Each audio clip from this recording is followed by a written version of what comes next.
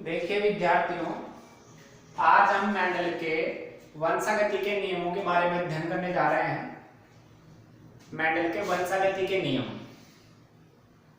Mendel ने जब 7 वर्ष तक 7 संकरण प्रयोग किए थे, उन 7 संकरण प्रयोगों का जो निष्कर्ष आया था, जो परिणाम आया था, उन परिणामों के आधार पर मेंडल ने 3 वंशागति के नियम दिए हैं।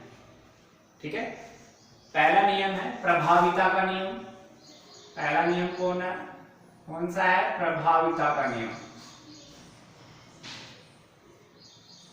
प्रभाविता का नियम। दूसरा नियम है मेंडल का पृथक्करण का नियम।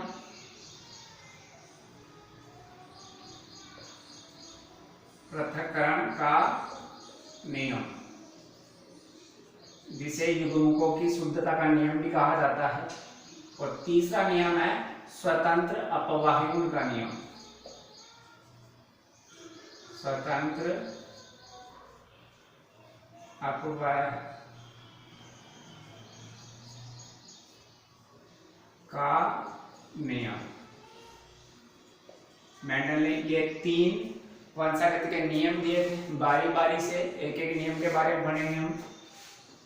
पहले आपको बता दूं, मेंडल का जो प्रभाविता का नियम है और पृथक्करण का जो नियम है, वो एक संकर संकरण के परिणामों पर आधारित है, जबकि स्वतंत्र अपवाहन का नियम है जो द्विसंकर संकर के परिणामों पर आधारित है। एक संकर संकरण से मतलब क्या होता है? द्विसंकर संकरण से मतलब क्या होता है?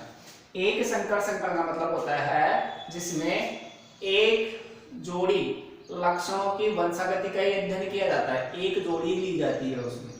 ठीक है। जब एक जोड़ी लक्षणों की वंशागति का अध्ययन किया जाता है तो वो एक संकर संकरण कहलाता है।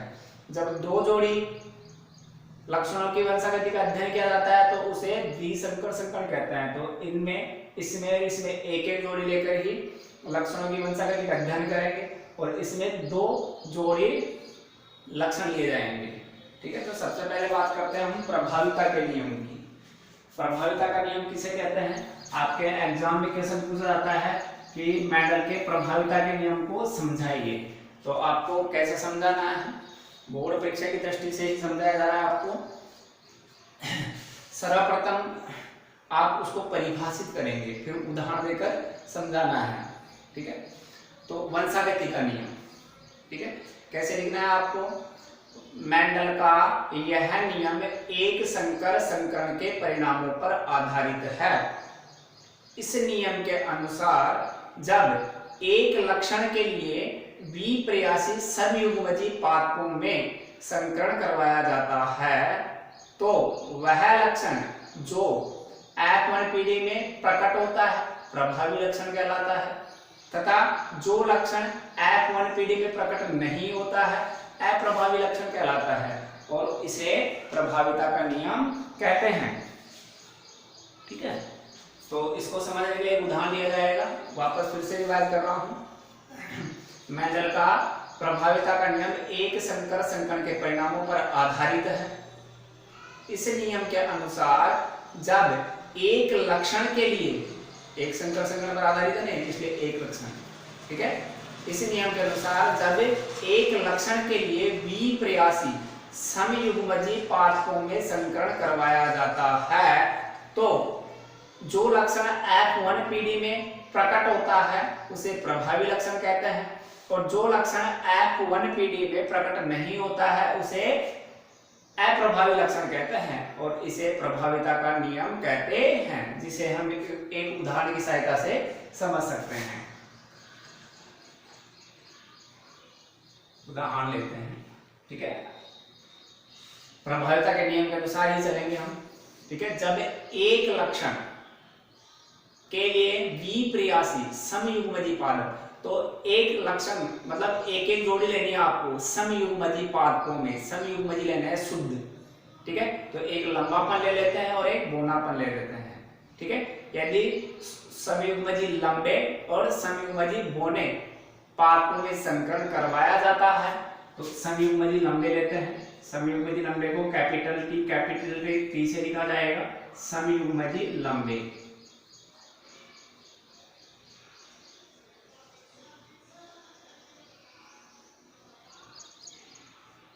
ठीक है, और समयुग्मजी बौने स्मॉल टी से लिखा जाएगा, समयुग्मजी बौने,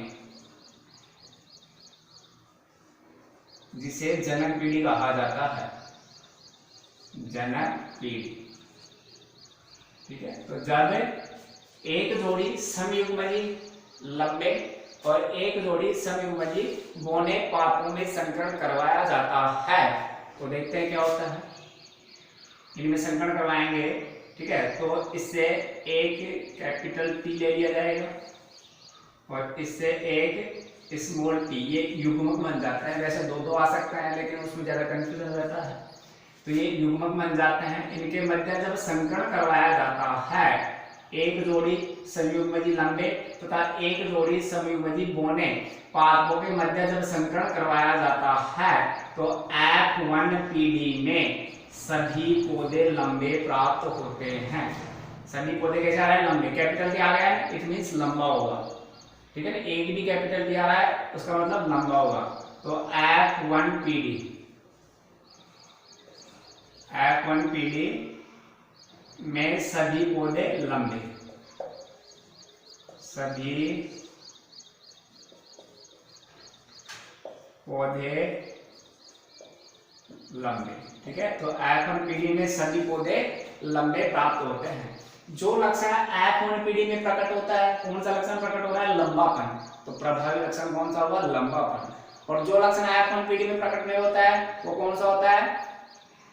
जो प्रकट नहीं है कौन सा है? बौनापन प्रकट नहीं हो रहा है। इसका मतलब बौनापन क्या है? अप्रभावी लक्षण है। ठीक है, इसे प्रभाविता का नियम कहते हैं। तो इसके द्वारा आप इस प्रभाविता के नियम को समझ सकते हैं। ये उदाहरण लिखना है, इससे पहले आपको परिभाषा बताई वो लिख सकते हैं। इसके बाद आता है पृथक्करण का नियम, जिसे युग्मकों की शुद्धता का नियम भी कहा जाता है। ठीक है, पृथक्करण का नियम या युग्मकों की शुद्धता का नियम। समझिए पृथक्करण का नियम। मेंडल का पृथक्करण का नियम भी एक